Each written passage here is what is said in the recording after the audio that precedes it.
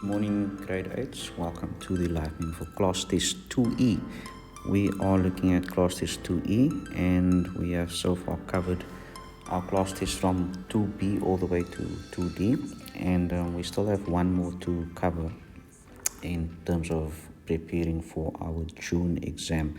So our first question is again laws of exponents, and by the end of the series of class tests you should have more than enough examples to cover and look over to prepare well for dealing with these kinds of questions.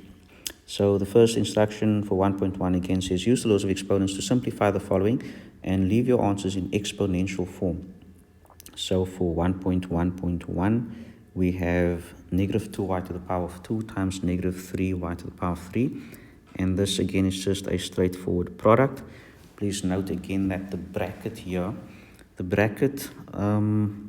could almost say that the bracket's purpose is simply to sort of neaten up this and separate the negative sign of the 3 from the multiplication that is happening between the two products, which is negative 2y to the power of 2 and of course negative 3y to the power of 3.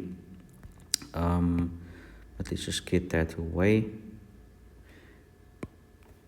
In other words, what I'm saying is we can just multiply and can multiply as if the bracket was not even there.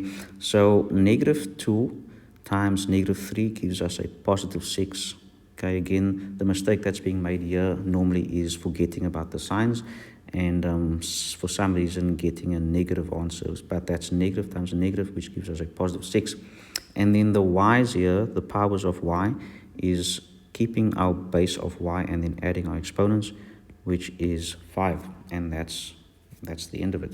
1.1.2, we have a product here and a similar example to what I've mentioned or shown you in an earlier class test, and that is the power of 0 being applied here, but not necessarily being applied to everything in this product. So remember, this is a product between negative 3 and whatever's in the bracket. So that is the product. So the factors here is negative 3 and this bracket that's raised to a power.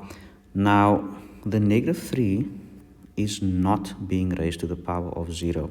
Okay, the power of 0 is raising the bracket to the power of 0. So the bracket is affected by the power of 0, but not the negative 3. So if I simplify this, I will have negative 3, and anything raised to the power of 0 is 1. So the stuff in the bracket, everything is 1. You do not have to go and calculate anything here.